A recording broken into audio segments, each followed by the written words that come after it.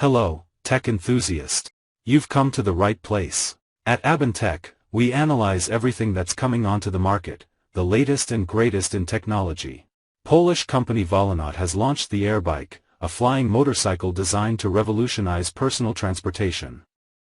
Now available for pre-order, this futuristic vehicle is built with cutting-edge technology, including 4 micro-turbines that use vector thrust to provide exceptional stability and safety. Made from carbon fiber with 3D printed components, the Airbike weighs under 40 kilograms and can reach speeds of up to 200 kilometers per hour.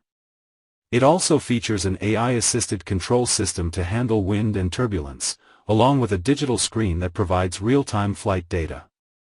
This limited production vehicle aims to transform the experience of flying through cities.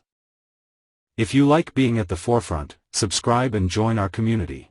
Activate the bell and don't miss a single update.